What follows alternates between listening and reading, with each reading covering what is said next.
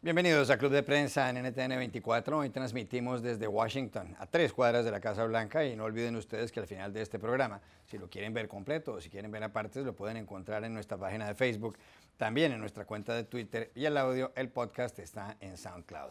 Les doy la bienvenida a los invitados a Club de Prensa hoy. En primer lugar, Juan Carlos Hidalgo, investigador del Cato Institute, uno de los centros de análisis más conocidos de Washington. Bienvenido como siempre a este programa. Buenos días. Vanessa Jaklic, corresponsal de Antena 3 Televisión de España. Bienvenida a este programa también. Gracias por la invitación, encantada de estar aquí. ¿De dónde es ese apellido que es un poco difícil de pronunciar? Soy española de los pies a la cabeza, pero el origen es austríaco, aunque mi abuelo nació en Alemania y ya mi padre en Barcelona. O sea que una mezcla de todo. Más adelante vamos a hablar de apellidos a propósito. Rafael Matus, corresponsal del diario La Nación de Buenos Aires, bienvenido también. Gracias.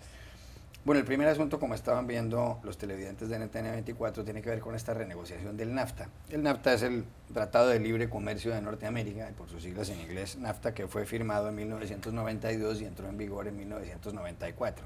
Hace más de 20 años, por supuesto, 23 años. Y forma parte de él Estados Unidos, Canadá y México.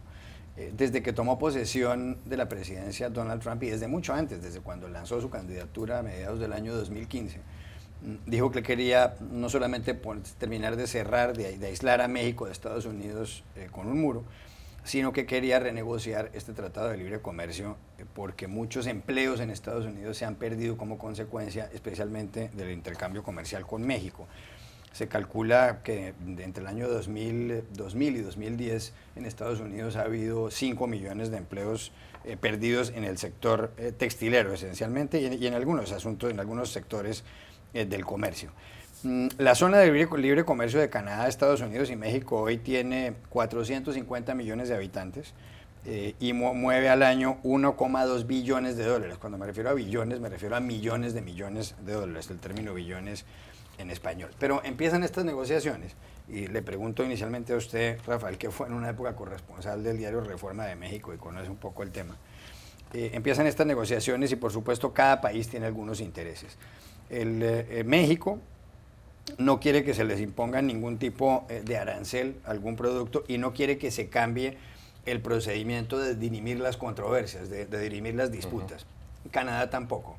¿Por qué razón? Porque cuando ha habido diferencias entre plazas estadounidenses y mexicanas o canadienses, casi siempre, o en muchos casos, han ganado los canadienses y los mexicanos y han perdido los estadounidenses. No quieren, por supuesto, ellos que haya este tipo de cambios.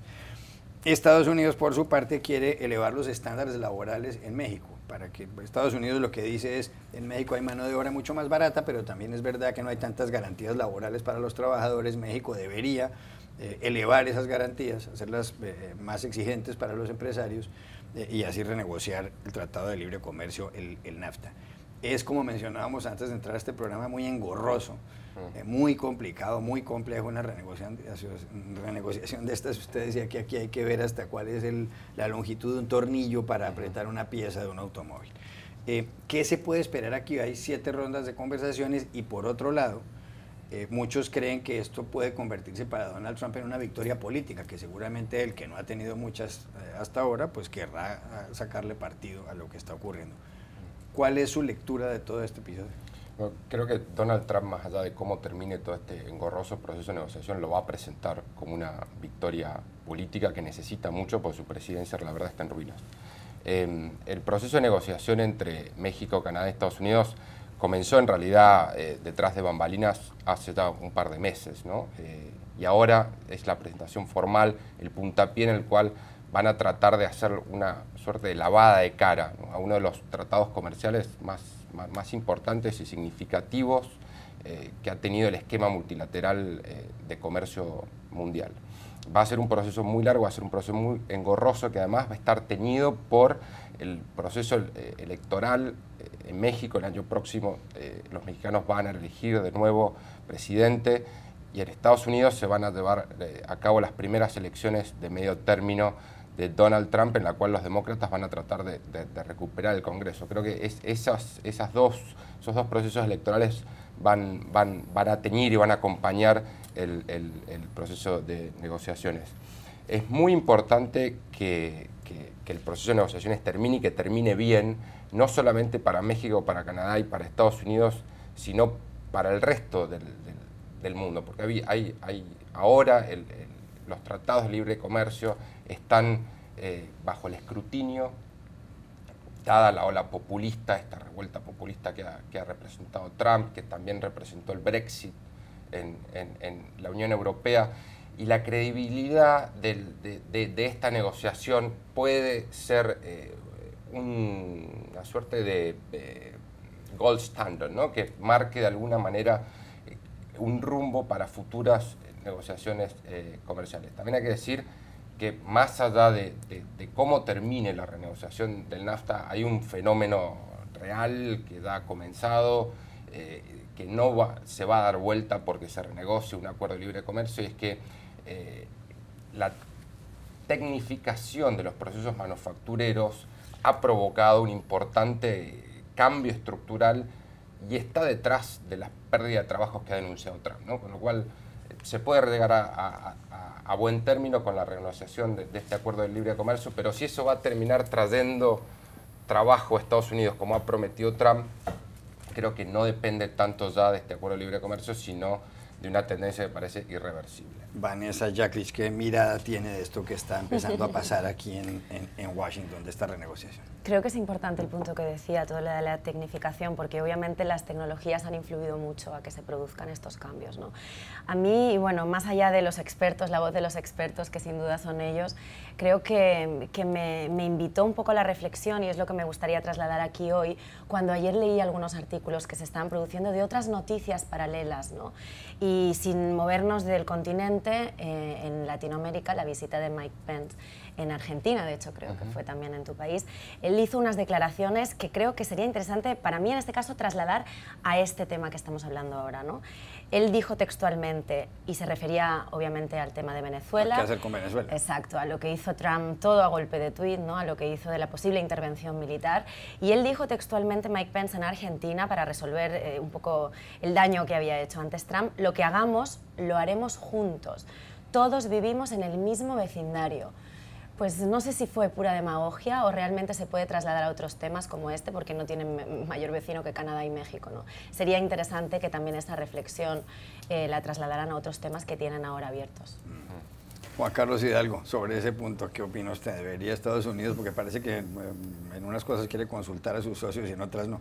Bueno, ciertamente, y no hay mayor ejemplo de cooperación trilateral que este acuerdo de libre comercio, que mucha gente está de acuerdo en que necesita ser actualizado.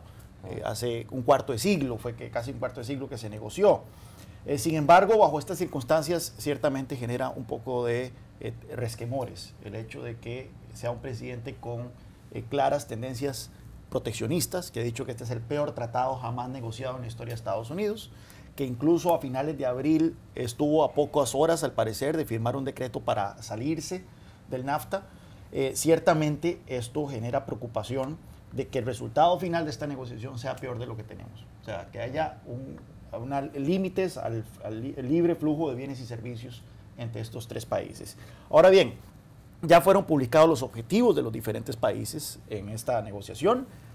Podemos ver efectivamente que hay ciertas cosas que pueden ser ajustadas sin que se perjudique de una manera significativa al comercio.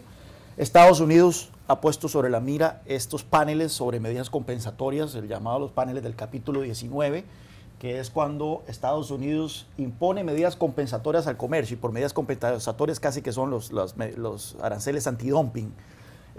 Lo que ocurre actualmente es que si Canadá o México no están conformes con lo que ocurre con esta decisión tomada por el Departamento del Comercio, pueden entonces formar un panel de resolución de disputas, y como vos decías al inicio, estos paneles usualmente siempre fallan en contra de Estados Unidos, y a Estados Unidos le incomoda un poco esto. Pero bueno, la alternativa a estos paneles es dirimir estas disputas en el sistema judicial estadounidense, que es independiente, que es garante de transparencia, o llevarlos a la OMC, que es lo que ocurre con todos los otros acuerdos comerciales que tiene Estados Unidos. Estos paneles del capítulo 19 más bien son la excepción.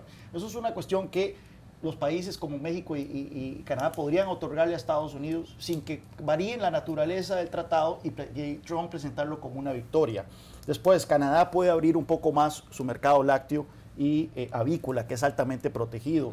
México podría aceptar importaciones de gas natural estadounidense, comercio electrónico, facilitación de comercio, en fin, capítulos laborales y ambientales un poco más robustos a la luz de lo que se había ya negociado en el TPP. Recordamos que ya tenían esos capítulos la incorporados. Alianza Transpacífica. La Alianza Transpacífica. En fin, se puede hacer mucho para hacer una renegociación de este acuerdo sin que se viole el espíritu del mismo. Lo que sí son las líneas rojas, por lo menos en el caso de México y Canadá, es el acceso de mercado. Por el momento no hemos visto que el Estados Unidos haya dicho que quiera limitar las importaciones mexicanas, pero sí ha dicho que quiere eliminar el déficit comercial con México, que es de 63 mil millones de dólares. Y si al final de cuentas ese objetivo... Eso es anual. Anual. Ese objetivo se traduce en políticas, efectivamente tendría que traducirse entonces en limitar el flujo de comercio, y ahí sí eso sería trágico para el futuro de este acuerdo comercial. Bueno, ha llegado el momento de hablar del presidente de Estados Unidos, Donald Trump, Vanessa, porque ahí sigue habiendo una controversia con respecto a la reacción que él ha tenido a lo sucedido el pasado sábado en Charlottesville, en Virginia. Había una manifestación de supremacistas blancos, de personas incluso vinculadas al Ku Klux Klan, que protestaban porque quiere echarse abajo una estatua del general Robert Lee, que fue el general que comandó las tropas del sur en la guerra civil estadounidense. El sur estaba a favor de la esclavitud, mientras que el norte, encabezado por Abraham Lincoln y el general Ulysses Grant, querían abolir la esclavitud, y finalmente ganaron, por fortuna, los del norte. ¿Qué pasó? Trump el día de los hechos dijo que ahí había habido culpa de ambos bandos, es decir, no solamente de los supremacistas blancos, sino también de la contramanifestación que había sido convocada por personas que protestaban a su vez por el hecho de que hubiera racistas tratando de que se mantuviera la estatua del señor Robert Lee. 24 horas después, Trump aparentemente cambió de parecer, vino a la Casa Blanca de sus vacaciones en New Jersey, de paso para Nueva York, y dijo que era repugnante y que era condenable lo que habían hecho los supremacistas blancos y el Ku Klux Klan, etcétera, etcétera. Ayer volvió a cambiar de opinión.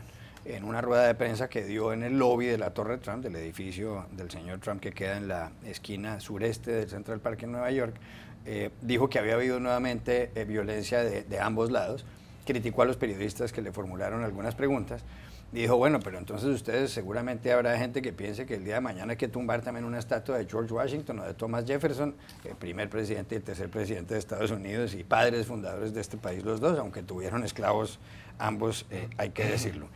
Hoy ya el periódico de New York Times dice que Trump es casi un espectáculo en sí mismo, y que es muy repudiable que un presidente de Estados Unidos no sea capaz de condenar el racismo. Incluso los supremacistas blancos en las páginas web, David Duke del Ku Klux Klan ha dicho que agradece al presidente Trump que haya vuelto a ceñirse más o menos a la verdad. ¿Qué cree usted de esto? ¿Es Trump un supremacista blanco? Hay que preguntarlo abiertamente por las declaraciones que da, o tiene razón el presidente de Estados Unidos. Bueno, lo que sabemos ya desde hace tiempo es que todo lo hace a golpe de tuit, lo cual nos hace pensar también, primero, que la dinámica, ya incluso para nosotros, ¿no?, sobre todo que somos los responsables de informar de la actualidad, ha cambiado y mucho en los últimos meses, ¿no?, sobre todo desde que él está ya activamente en la presidencia. Pero dicho todo esto, sabemos que es imprudente porque es el uso que le está dando a las redes sociales, y yo también me pregunto si es ciertamente influenciable, porque esos continuos cambios de opinión pues nos dejan a todos muy confundidos. No estamos hablando de cualquier personaje, estamos hablando del presidente de Estados Unidos, ¿no? Entonces yo creo que aquí también es interesante enfatizar que los hechos sucedieron el sábado, el pasado fin de semana, el sábado. Él salió en sus primeras declaraciones, ya fue el domingo, culpando, como bien decías, Juan Carlos, ambas partes, pero aquí no fue él mismo quien rectificó primero, sino que lo hizo la Casa Blanca, y lo hizo con un comunicado anónimo, nadie lo firmaba. Fue, en primer lugar, la Casa Blanca quien rectificó esas palabras, y quien sí tuvo que enfatizar supremacistas blancos, en concreto también Ku Klux Klan y neonazis, y todos los grupos extremistas, ¿no? Entonces sus declaraciones vinieron incluso después de ese primero anónimo de la Casa Blanca, y ahí ya enfatizó primero la propia Melania, su mujer, después su hija Ivanka Trump. O sea, él fue casi el último en subirse al carro, ¿no? Incluso ayer de nuevo estas declaraciones que nos han dejado, yo creo que llega un punto que con el presidente Trump no dejamos de sorprendernos, pero por otro lado nos sigue sorprendiendo. ¿Cómo es posible que por tercera vez vuelva a cambiar sus palabras, a rectificar? Ahora lo más preocupante aquí, yo creo que si podemos escuchar un poco las opiniones alrededor, es que está alimentando voces muy radicales de este país que existen. Yo no sé si tuvisteis la oportunidad, lo comentamos ayer, de ver el documental que salió ayer en Vice News. Son 22 minutos nada más, pero son 22 minutos que dejan la piel de gallina. Sobre todo los últimos, diría yo, 2 o 3, porque la periodista hace un seguimiento a toda esta marcha radical desde el punto de vista de los supremacistas blancos. Ella es como, bueno, yo creo que por momentos cuando se suben a un coche, por ejemplo, a mitad del documental, todos sufrimos porque parece que a ella también le vaya a pasar algo, ¿no? Y al final, después de que ya hayan sucedido todos los disturbios, le acompaña a su habitación de hotel y vemos como tranquilamente saca 5 o 6 armas, rifles, ¿no? Sí. Entonces, no sé, esto es otro debate, pero creo que preocupa y mucho que se esté alimentando las voces radicales de este país. Rafael Matos.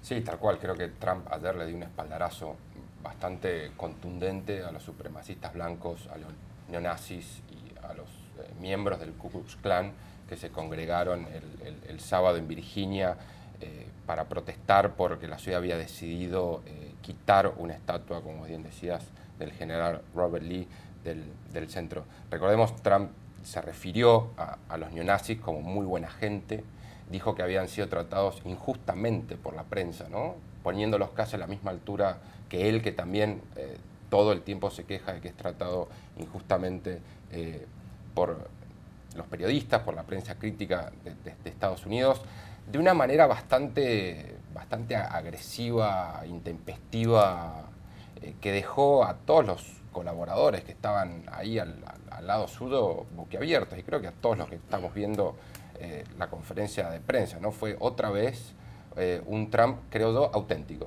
El que vimos ayer para mí fue el verdadero Trump, el Trump que había aparecido frente a las cámaras en la Casa Blanca, medido, leyendo desde una pantalla un mensaje pulido, construido por sus colaboradores, en el cual denunció a estos grupos de la extrema ultraderecha. No fue un Trump realmente creíble.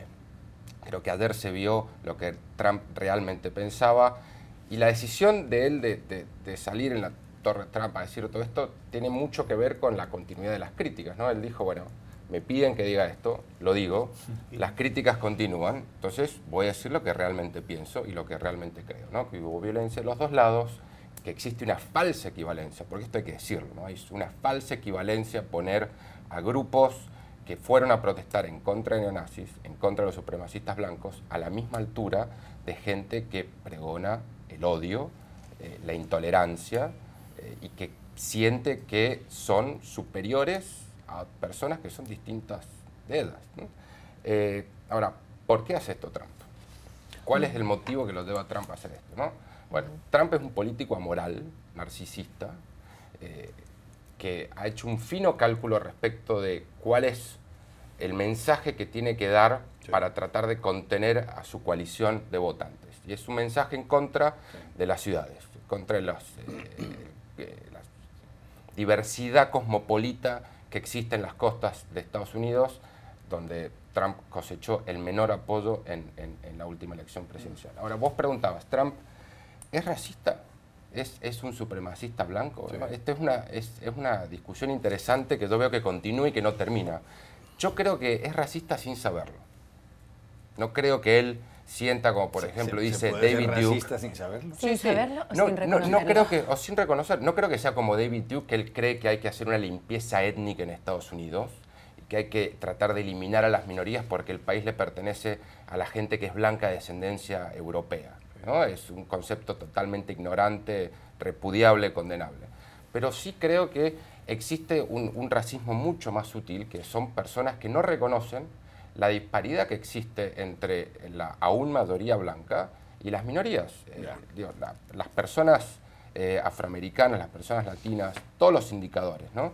Pobreza, ingresos, probabilidad de ser arrestado, probabilidad de pasar tiempo en la casa, todos son peores. Y esto tiene que ver con una continua historia de discriminación que existe en Estados Unidos y que muchas personas, creo que como Trump, aún no lo terminan de reconocer o no lo quieren ver. Lo último, antes de que, pues ya veo que Juan Carlos está ahí a punto de levantando ya la que mano. no. Creo que esto marca un punto de quiebra en la presidencia de Trump. Me parece que así, a partir de esto, la presidencia de Trump se convierte en una presidencia en ruinas, que hay que tratar, que la Casa Blanca va a tratar de reconstruir un repudio generalizado de todo el arco republicano. Yo no vi un solo republicano que saliera a respaldar al candidato presidente. presidencial, Paul Ryan, el No, presidente del Congreso. no veo cómo Trump, que se ha recuperado de otros escándalos, puede recuperarse de esto. Bueno, qué complicado cuando estamos aquí debatiendo si el presidente de Estados Unidos es racista o no, y hay buenos puntos para decir que es muy posible que sea racista, porque no es un solo episodio. Si no vamos a la campaña, fueron una y otra cosa que él dijo, nuevamente a veces apelando a ese silbato de perros, otras veces una corneta entera como fue anoche. Híjole, los mexicanos eran violadores. Por eso, desde el principio del anuncio de su campaña, él ha recurrido a una retórica que da pie entonces a que gente pueda decir, sin que caer en hipérbole, estamos ante un presidente racista. Y bueno, pues pucha, qué difícil. Es que yo me pregunto qué habría hecho Abraham Lincoln si hubiera conocido a Trump. Pero una cosa, vos mencionabas muy bien, Rafael, cuando sale el presidente el sábado a decir lo que dijo, también leyó un comunicado. Entonces la especulación en ese momento era, bueno, pudo haber sido un comunicado que se lo preparó Steve Bannon. Steve Bannon, el asesor, que es parte de esta ala nacionalista, que está en la Casa Blanca, que ha coqueteado con estos grupos de extrema derecha en el pasado. Y puede ser que el presidente simplemente leyó unas declaraciones que fue mal asesorado. Cuando lee otras declaraciones con otro tono totalmente distinto el lunes, no pudo deshacer lo ya dicho, pero ciertamente la gente dijo, bueno, aquí ya tuvo un tono un poco más distinto, ciertamente también le prepararon una declaración y todo. Pero ayer sí, ayer fue fuera de récord, o sea, ayer fue Trump, no estaba leyendo nada y repitió lo que dijo el sábado y le añadió todavía más peso a esas declaraciones. Ahora bien, 2 puntos. Cuando se dice, ¿estamos ante un país dividido? No, yo creo que no estamos ante un país dividido. Ayer la reacción de la clase política fue casi que unánime.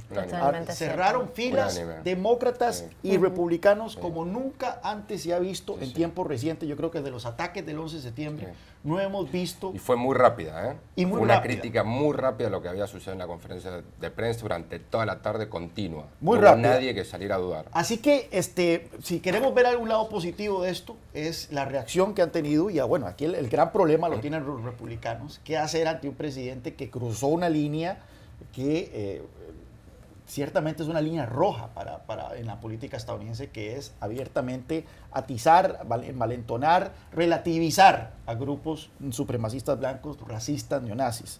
Y la pregunta entonces ahora es, ¿cuáles serán las consecuencias de esto? O sea, ciertamente ayer vi que el impeach Trump, o sea, el destituyen a Trump, juicio político para Trump, se volvió un trending topic en Twitter.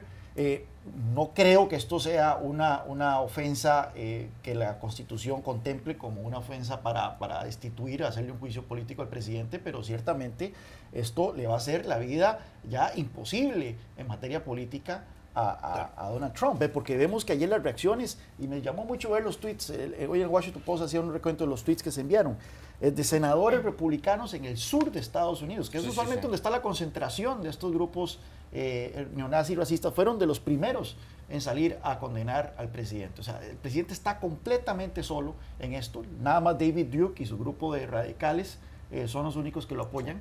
Y lo cual sorprende, ¿no? ¿Por qué lo sigue haciendo? ¿Cuál va a ser el impacto si no cuenta para con su el apoyo administración suficiente de esto? Yo creo que este es un punto de no retorno. Solo también dentro de su gobierno. Hoy se decía, por ejemplo, Gary Cohn, el jefe del Consejo Económico de la Casa Blanca, judío, quedó muy molesto con lo que ocurrió ayer. Sí. La imagen de John Kelly, el general que supuestamente iba a traer disciplina a la Casa Blanca, ya vimos la disciplina que ha traído a la Casa Blanca, ¿no? Mientras Trump hablaba, fue lapidaria. Su mirada clavada en el piso, lapidario. Esto yo creo que hoy vamos a ver claro. más consecuencias. Hoy no me extrañaría que veamos más renuncia. Ya vemos que más gente ha renunciado a estos líderes cuerpos asesores en materia empresarial, pero no me extrañaría de que más gente, incluso ya oficiales en la Casa Blanca, presenten su renuncia. Incluso el expresidente Barack Obama envió, después de todas las declaraciones de Trump, envió el pasado 12 de agosto una frase de Nelson Mandela, el líder surafricano, premio Nobel, entre comillas, que decía: nadie nace odiando a otra persona por el color de su piel o por su religión.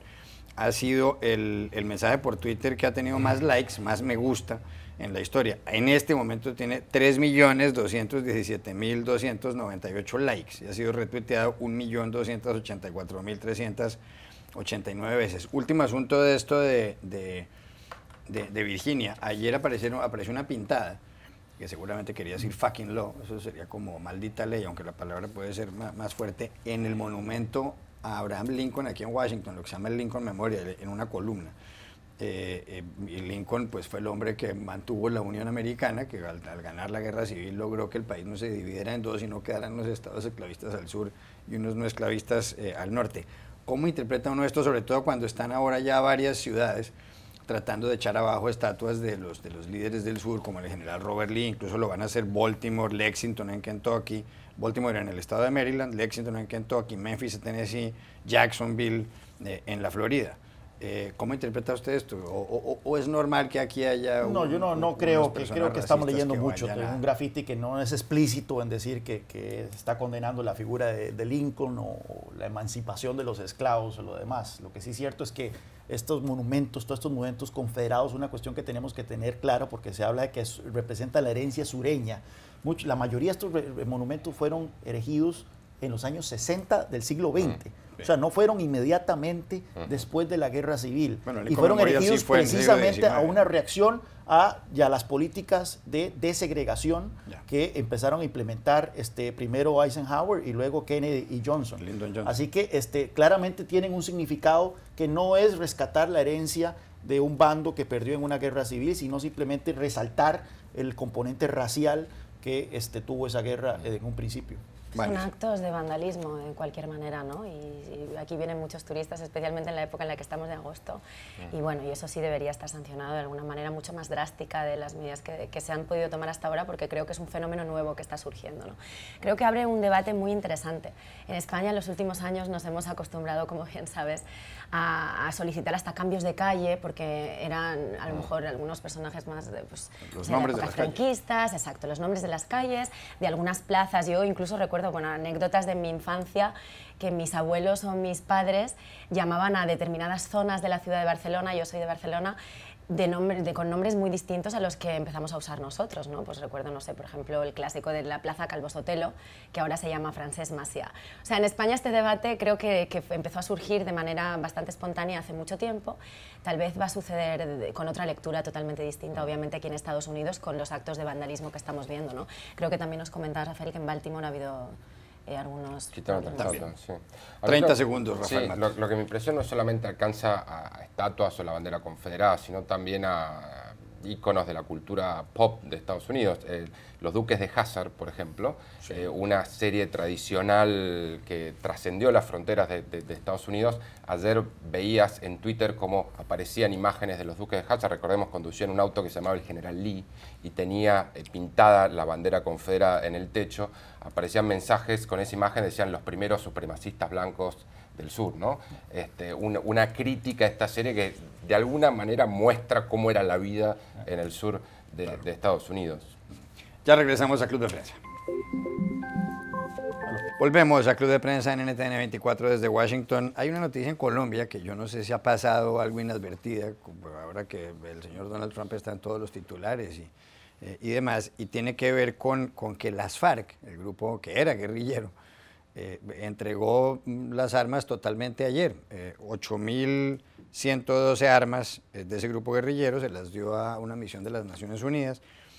Los miembros de las FARC están en 26 zonas concentrados, algo más de 7.000 miembros de la guerrilla. Incluso se han formado ya un partido político, todo como consecuencia del acuerdo que firmaron en noviembre del año pasado, después de que firmaran un primer acuerdo que fue rechazado por un plebiscito por la ciudadanía colombiana. Se firmó un segundo acuerdo que fue ratificado por el Congreso en Colombia. Dijo el presidente Juan Manuel Santos: en Irlanda tardaron 10 años en lograr el desarme de grupos como el IRA, como el Ejército Republicano Irlandés, esto después de que se suscribiera el famoso acuerdo del Viernes Santo en los años 90, y en cambio aquí en Colombia hemos tardado 8 meses con una guerrilla que empezó en los años 60. ¿Qué va a pasar con las armas? Van a ir a parar a 3 monumentos, uno en Cuba, país donde tuvieron lugar la mayor parte de las conversaciones y que apoyó el proceso de paz, otro en las Naciones Unidas en Manhattan, en Nueva York, y otro monumento en Colombia. Las FARC han creado un partido político, decía, que se va a llamar Fuerza Alternativa Revolucionaria de Colombia, FARC, va a tener el mismo, que no sé si eso sea bueno o malo como una fuerza política. ¿Qué percepción tiene usted de toda esta noticia? Porque sin duda es una noticia importante. Hay colombianos que estén de acuerdo y otros no con lo que se suscribió con las FARC. Sí, desde el punto de vista político tiene sentido, es recomendable, ¿no?, que el partido político nuevo se llame FARC, por la mala reputación que ese nombre ha tenido por más de 50 años como una organización terrorista en Colombia. No es de importancia, puesto que ya tienen 10 escaños garantizados en el Congreso colombiano. No es que tengan que competir por la buena voluntad del electorado colombiano. Este acuerdo les da 5 escaños en la Cámara de Representantes, 5 escaños en el Senado, y aparte de las 16 circunscripciones especiales para la paz, donde se especula que las personas que salgan electas en estas circunscripciones muy probablemente sean de grupos afines a las FARC, lo cual llevaría entonces a 26 escaños en el Congreso de Colombia. Vos decías que las FARC entregaron totalmente las armas. Eso está por verse. O sea, una de las grandes dudas... Eso dice la ONU. Una de las grandes dudas de este acuerdo es si efectivamente las FARC van a entregar todas las armas, y uno de los grandes temores que existe es de que se habrán dejado algunas y que luego podrán hacer campaña política con recursos del Estado colombiano, con recursos producto del narcotráfico, más de eso armados e intimidando poblaciones para poder todavía conseguir más poder político. Eso es lo que está por verse. La historia yo creo que no está escrita, a pesar de que el presidente Santos está desesperado por ser el que pone los puntos finales sobre su relato con respecto a este acuerdo de paz.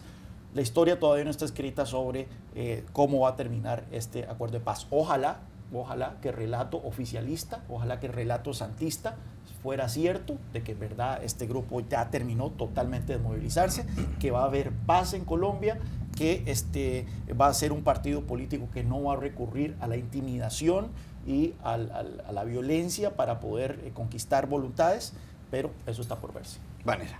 Estoy de acuerdo, ¿no? En este caso también la pregunta sería cómo se sabe que todas las armas están entregadas, pero también me parece ya interesante mirar a medio y largo plazo, ¿no? ¿Qué va a pasar con todas estas personas que ya no pertenecen al grupo armado, que se tienen que reinsertar en la sociedad? Entiendo que va a haber muchas familias, muchos hijos, a los que no les va a ser fácil, ¿no? Creo que incluso también están pidiendo como una medida grande de apoyo que ahora les está faltando, el tema de seguridad, ¿no? Le están exigiendo también a Santos que les garanticen cierta seguridad, porque ya incluso ha habido varias muertes, ¿no? No tengo muy bien ahora claro el número, la cifra, pero tengo entendido que es una de las condiciones que ahora más necesitan desde ese lado, ¿no? Es interesante, no sé, yo supongo que de mis inicios esto me hace recordar y me hace comparar lo que vivíamos en España no hace tanto tiempo, ¿no? Yo cuando empecé en mi etapa de periodista reportera en Pamplona, yo me licencié en la Universidad de Navarra y me quedé 4 años más a estudiar allá. Recuerdo que las primeras noticias... Con ETA. Exacto. Las primeras noticias me tocó cubrir atentados terroristas, ¿no? Hubo una de las bombas de las que me tocó cubrir, no hubo afortunadamente muertos, pero sí muchos heridos, y fue en la propia universidad, en el campus, ¿no? Ese fue mi primer año.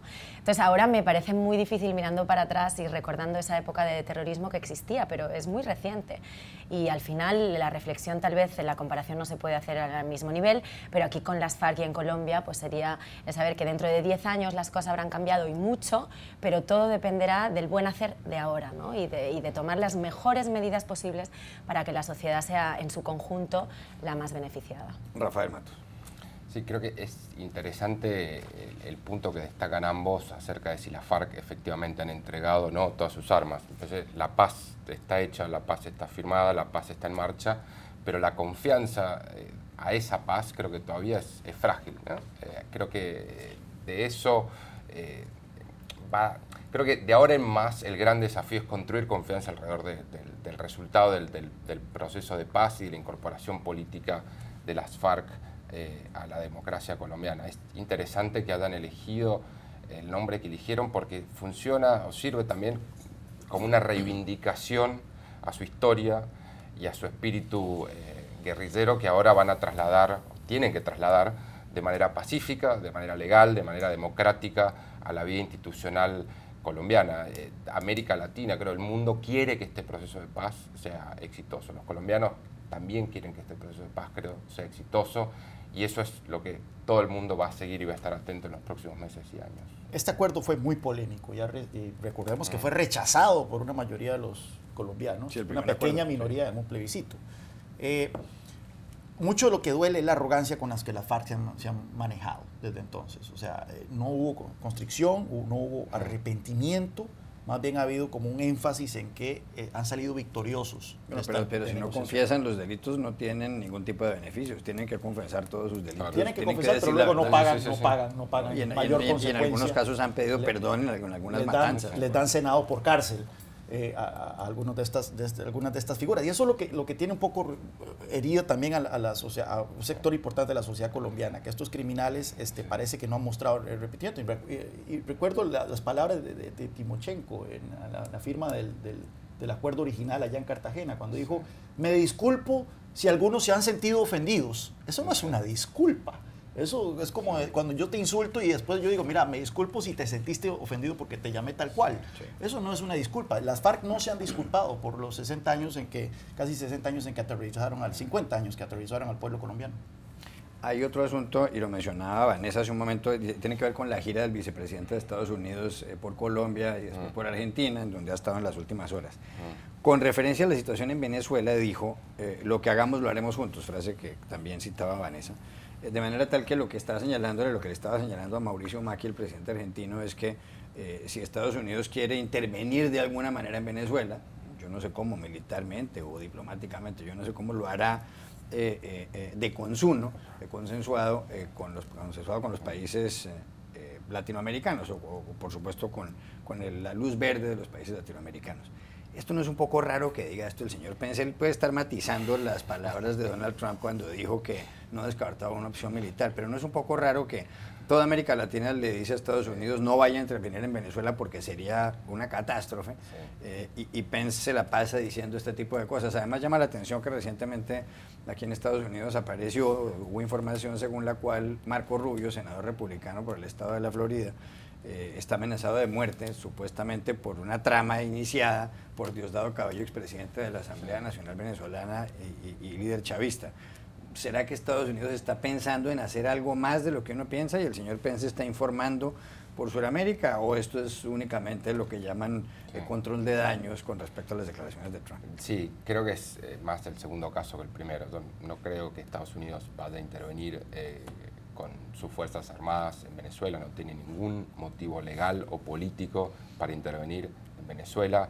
Sería un desastre una intervención militar de Estados Unidos en Venezuela. Creo que toda la región unánimemente se opondría a Estados Unidos. Hubo un rechazo a la primera declaración de Trump, bastante tibio, si me preguntás a mí, pero un rechazo al fin, donde el Mercosur, Luis Almagro, el secretario general de la OEA, salieron a decir que la solución para Venezuela tenía que llegar a través de un consenso diplomático, las discusiones y demás, que es lo que la región estaba intentando hacer.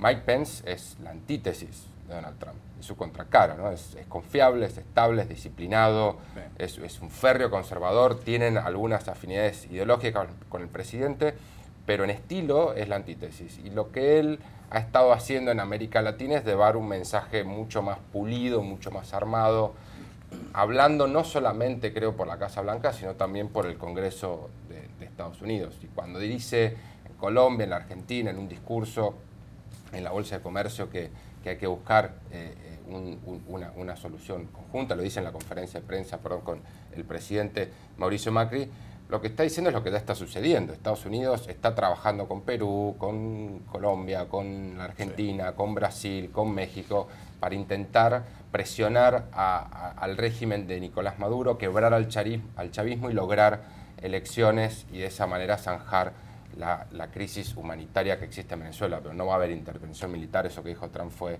una estupidez, la verdad. Vamos enseguida a nuestra sección en palabras, aquí está. A ver qué comentario breve tienen ustedes de esta frase. La dijo Harry Truman, presidente que fue de Estados Unidos después de Franklin Roosevelt, aficionadísimo a la historia, y dijo una vez esto: lo único nuevo es la historia que no hemos leído.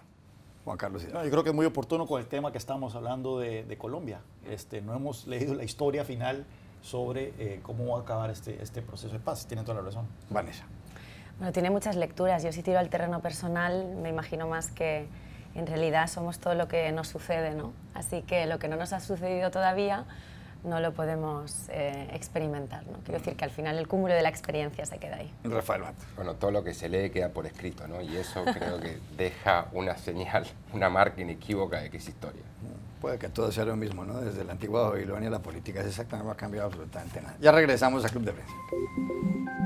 Volvemos a Club de Prensa en NTN 24. Hay noticias de Daniel Craig, de James Bond. ¿Usted no ve películas de James? ¿Por qué no ve películas de James Bond? Nunca he visto películas de James Bond, nunca he visto las películas de la Guerra de las Galaxias. No. O sea, hay ciertas cosas. Empecé a ver El Padrino hace poco. Eso cuesta creer más. Pero lo de Eso sí. James Bond es Me la grave. había perdido, pero no. me Es siento- peor lo de la Guerra de las Ya es el Galaxias. segundo programa Sí. consecutivo, no oigo reggaetón. Ayer hablamos del reggaetón. Sí. Bueno, pero eso es distinto. Quedé mal. Esto Ahora es lo un de James clásico Bond, del cine. Tercera es la vencida. Pero lo de Despacito, James Juan Bond Carlos. es grave. Bueno, en todo caso, Despacito, dice que no lo había escuchado nunca. Daniel Craig estuvo ayer que ha sido el que encarnaba a James Bond en las últimas películas, estuvo ayer en el The Late Show, que se llama el programa de humor de Stephen Colbert aquí en Estados Unidos, y dijo que va a volver a filmar, a encarnar a James Bond en la próxima película. Tiene 49 años. Y viene la eterna discusión de cuál ha sido el mejor James Bond. Sean Connery, George Lazenby, que estuvo solo en una película, creo, Daniel Craig, que es el último, Pierce Brosnan, Timothy Dalton, o Roger Moore, que murió recientemente. Vanessa. Bueno, yo estoy contenta de que ruede otra película, porque tengo que decir que aunque al principio no me acaba de convencer, pues creo que al final el tiempo le ha dado la razón. A él pasará como mínimo la historia por ser el más bajito de estatura, porque creo que mide 1,78, ha sido el más bajito de todos los James Bond, pero por otro lado también va a pasar a la historia por ser el que más se ha arriesgado sin dejar que otros actores le doblen, ¿no?, en sus escenas de mayor riesgo. Entonces creo que con eso ya tiene mucho mérito.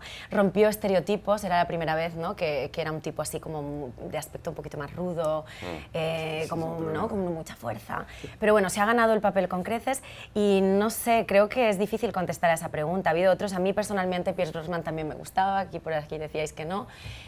¿Pasará la historia como uno de los mejores? Pues tendremos que esperar a nuevas Y generaciones eso de para que, saberlo. de que los actores no permitan que otros hagan el doblaje, ¿no le pasó a este actor famoso, a Tom Cruise, recientemente, que Exacto, en una película? hace pocos No, días. lo estaba haciendo, claro, ¿Sí? hizo, calculó mal el salto de un edificio a otro y se pegó contra... Otro de los que se arriesga, a veces dicen que no arriesga no gana. En este caso yo creo que tendrá que esperar unas semanas a seguir el rodaje Tom Cruise. Eso fue fuerte.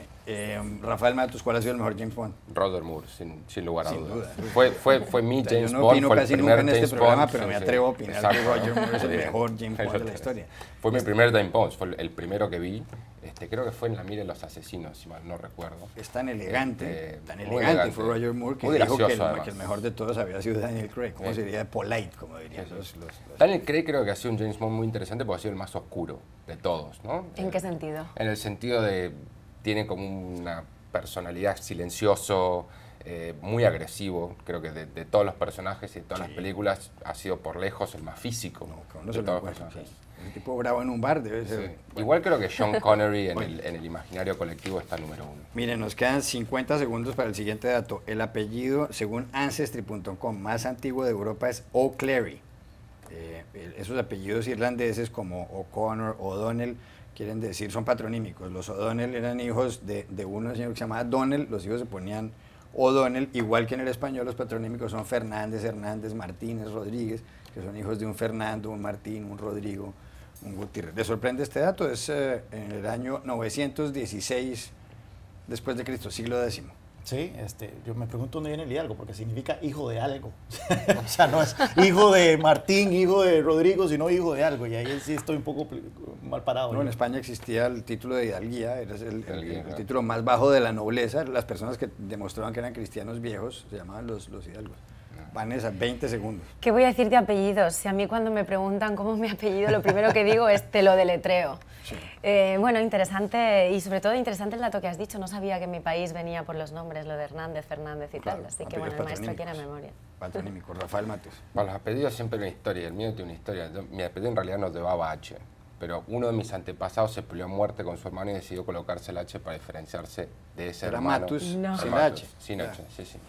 El mío es vasco, los apellidos vascos todos son topónimos, significan un lugar, y el mío quiere decir el Echal Rojo. Gorri es rojo, Ira son helechos, o sea que yo soy el señor el Echal Rojo o del Echal Rojo. Alguien que vivía cerca de unos helechos rojos en el País Vasco, dio origen a este apellido. Ya regresamos a Club de Prensa.